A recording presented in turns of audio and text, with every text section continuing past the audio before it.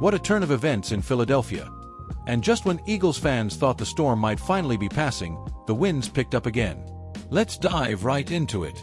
Jalen Carter, the heart, the engine, the havoc creator of that defensive line, is officially sidelined after undergoing a medical procedure on both shoulders earlier this week. Adam Schefter broke the news, and it hit Eagles Nation like a punch to the gut. Carter won't suit up for Monday Night Football against the Los Angeles Chargers, and according to Schefter, this could stretch into a multi-week absence. Now, the organization isn't planning to put him on injured reserve yet, which means there's at least some optimism, but the phrasing week to week tells you everything. Nobody actually knows how quickly he'll bounce back. And this couldn't have come at a tougher time. Philadelphia may still be first in the NFC East at 8-4, but they're wobbling, 2 straight losses, an offense that's looking nothing like the juggernaut we saw on the road to Super Bowl 59, and a scoring average of just 15.5 points per game since Week 9. That's 28th in the NFL. The Eagles, the team that once dazzled the league with explosive plays, RPO magic, and that unstoppable brotherly shove, have suddenly become dependent on their defense to keep games close. And when your best defensive player goes down, well, that's when seasons can start to unravel. Carter hasn't just been good this year, he's been dominant. The kind of dominant that evokes memories of Reggie White or Fletcher Cox in their primes.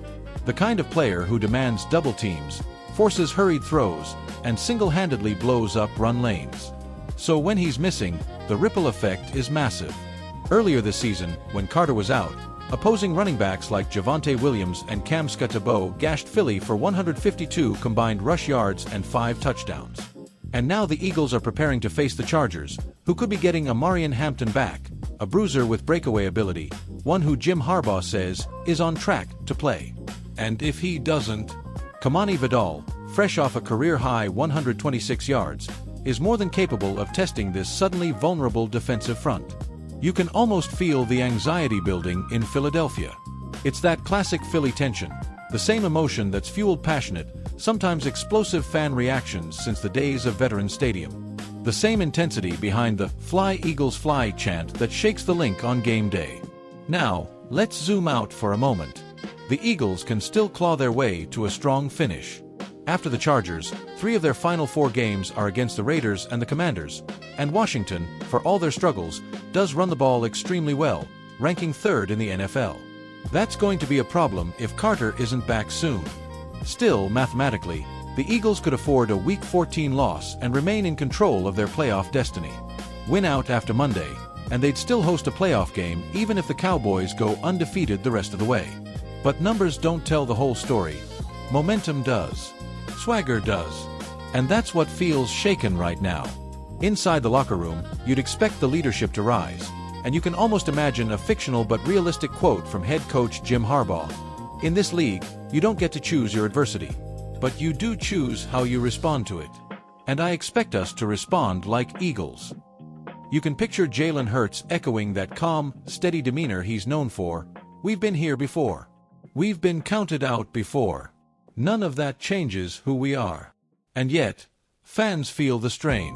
The offense has been sputtering. The explosive plays have faded. The red zone efficiency has dipped. A.J. Brown hasn't been as involved. Devonta Smith has been battling tight coverage looks, and the run game has been inconsistent. Defenses have adjusted.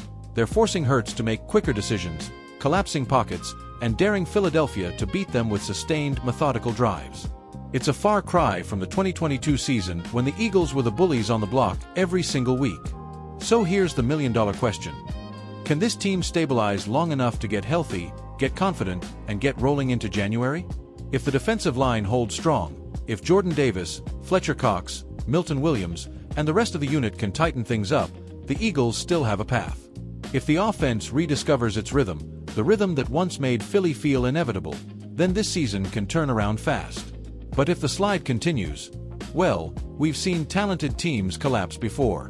One thing's for sure, Monday Night Football just became a whole lot more interesting. Eagles fans, buckle up, because the final stretch of this season is about to test every ounce of this team's resolve.